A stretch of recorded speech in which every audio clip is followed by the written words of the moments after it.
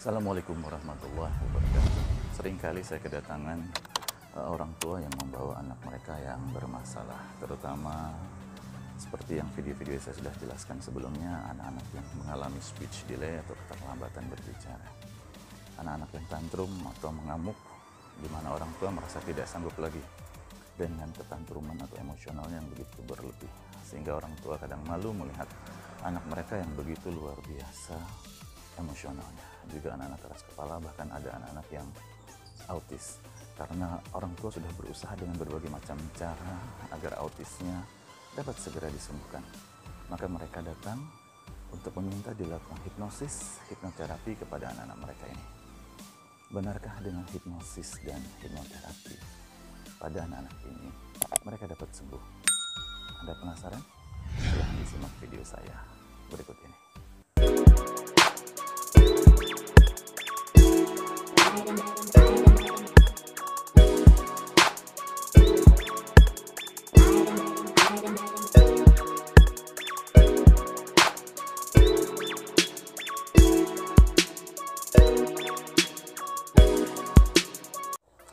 Penjelasan mengenai anak-anak yang terlambat berbicara atau speech delay, anak-anak yang tantrum atau emosional, kemudian anak-anak yang keras kepala, dan juga anak-anak yang autis, ini sudah saya jelaskan pada video-video saya sebelumnya, di mana sangat jelas bahwa kondisi tersebut bukanlah terjadi kerusakan pada proses berpikir dari anak, tapi proses kerusakan dari kondisi sel otak yang memang bermasalah, yang berbeda dengan kondisi orang-orang yang lainnya.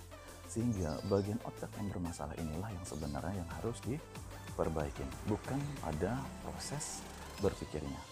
Tapi kebanyakan dari kita sebagai orang awam, kebanyakan dari orang tua yang tidak memahami tentang hipnosis dan hipnoterapi, di mana mereka hanya melihat dari kondisi acara di televisi, bahwa dengan hipnosis semua dapat dirubah begitu saja, hanya dengan sekali jentik atau dibilang tidur atau ditepuk maka anak tertidur, atau orang yang dihipnosis tidur kemudian disugesti dan dibangunkan dan mereka berubah. Wow, luar biasa. Kalau ini benar, maka begitu mudahnya kita melakukan perubahan, tidak hanya kepada anak tapi juga kepada orang tua. Tapi Anda perhatikan, pada faktanya kondisi ini, pada kehidupan kita, para ahli hipnosis yang sering Anda tonton di televisi, tidak ada yang membuka klinik untuk memperbaiki anak-anak yang seperti ini. Kalau ada, pastilah sudah banyak orang tua yang membawa anak-anaknya ke klinik tersebut dan dengan segera dapat disembuhkan. Jadi tidak seperti itu, tidak seperti Anda bayangkan, seperti yang Anda pikirkan, bahwa dengan hipnosis mampu mengubah segalanya, apalagi itu pada anak-anak. Hipnosis itu sebenarnya adalah seni berkomunikasi. Saya tidak mengatakan seni berkomunikasi dengan alam bawah sadar.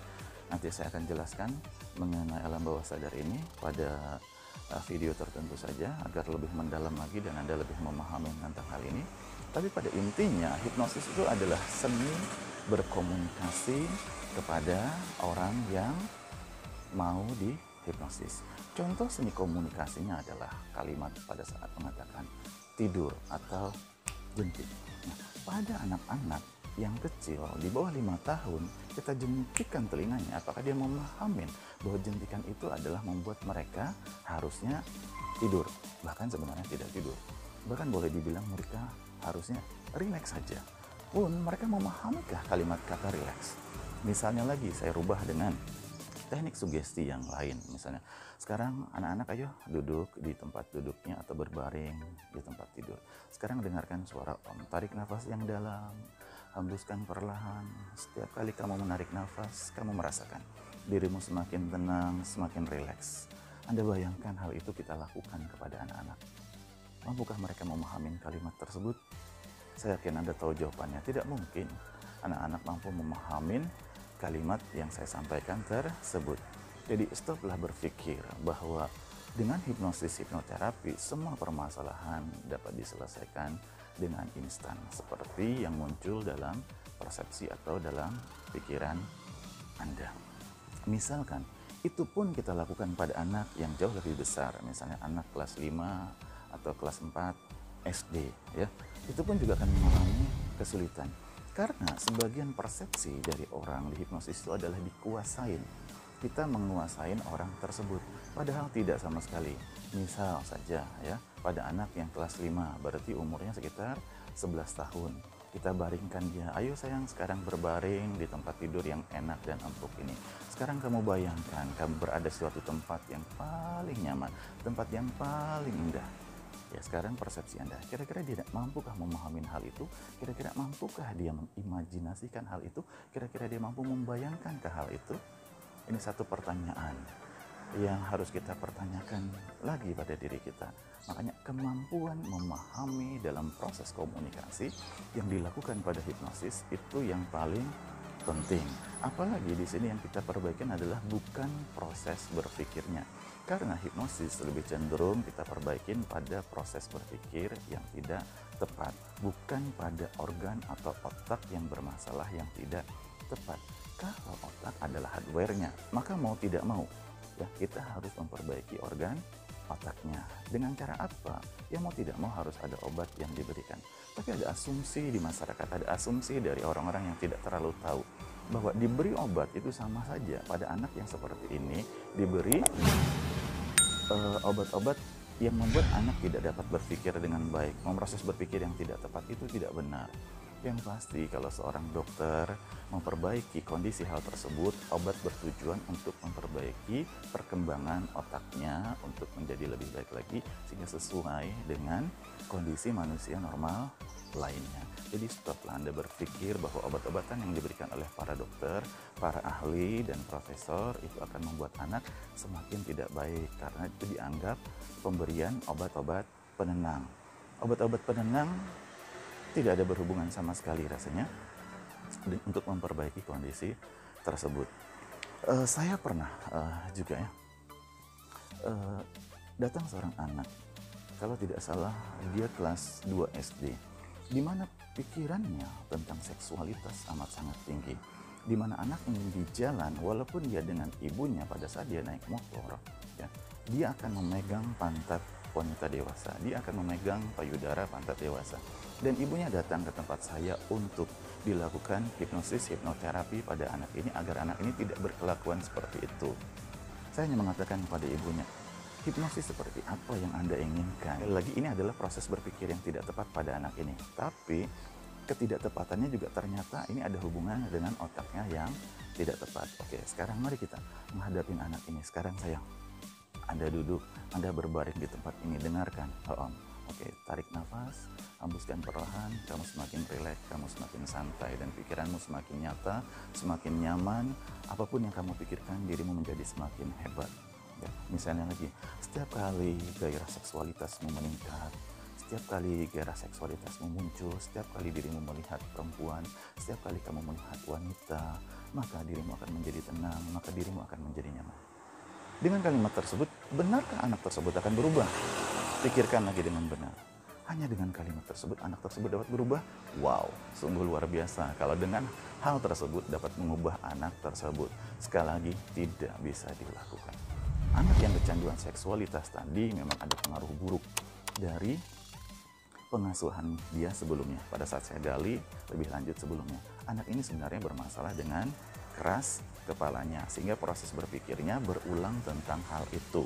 Ditambah kemungkinan besar, bukan kemungkinan besar sih sebenarnya, penggalian selanjutnya sudah sangat jelas bahwa anak ini mengalami ADD, sehingga apa, informasi yang diberikan untuk tata krama, sopan santun dan moral etik pun tidak ada di dalam pikirannya. Jadi bagian inilah yang diperbaiki. Setelah ini diperbaiki, barulah kita lakukan psikoterapi dengan mengajak dia berkomunikasi dua arah, tidak berkomunikasi satu arah. Karena itulah saya setiap kali melakukan hipnosis dan hipnoterapi selalu melakukan konversasional hipnosis, bukan monolog hipnosis, di mana saya yang berbicara kepada klien saya. Dengan video ini, para orang tua memahami bahwa proses perbaikan kepada anak Anda yang tidak memahami komunikasi dengan baik dapat dilakukan dengan hipnosis dan hipnoterapi. Bahkan yang lebih tua dan yang lebih besar, bahkan yang lebih tua pun kadang-kadang kita gagal karena proses berpikirnya yang sedang dalam kondisi bermasalah, sehingga informasi yang kita masukkan ke dalam pikiran dia pun tidak dapat terbentuk dengan begitu baik. Ya. Saya harap Anda tidak lagi berpikiran kuno, berpikiran seperti yang ada di televisi, bahwa dengan hipnosis dan hipnoterapi yang seperti ditunjukkan di televisi, semua dapat berubah dengan instan. Tak mungkin keinstanan itu dapat terjadi dengan cara tersebut. Kalau keinstanan itu dapat terjadi dengan cara tersebut, maka banyak ahli yang gulung tikar, banyak buku yang tidak ada, banyak seminar yang kosong, tidak ada yang menghadirinya, tidak ada lagi seminar parenting dan lain sebagainya yang diadakan, ya, karena cukup dengan hipnosis, hipnoterapi, maka semua berubah. Demikian video dari saya. Mudah-mudahan Anda memahami tentang hal ini dan semakin jelas apa yang menjadi pertanyaan dalam benak Anda. Apapun pertanyaan yang muncul dalam pikiran Anda, segera ketik di kolom komentar di bawah untuk kita dapat berdiskusi bersama-sama agar kita dapat memahami lebih lanjut, lebih mendalam apa yang menjadi permasalahan tentang Anda dan anak-anak Anda. Yang paling penting buat Anda adalah tekan tombol subscribe-nya dan tekan tombol loncengnya. Kemudian bagi dan share kepada banyak orang tua agar mereka memahami apa yang saya jelaskan ini. Yang paling penting, video ini saya bagikan kan dengan gratis. Jadi bagilah kepada orang lain dengan gratis. Subscribe pun gratis, tekan lonceng pun gratis. Bantulah dan supportlah saya agar video-video yang saya buat dapat saya buat lagi lebih banyak lagi dengan pengetahuan yang lebih banyak lagi, dan saya lebih bersemangat untuk membuat hal tersebut. Terima kasih, kita ketemu lagi di lain kesempatan, kita ketemu lagi di video selanjutnya. Assalamualaikum warahmatullahi wabarakatuh.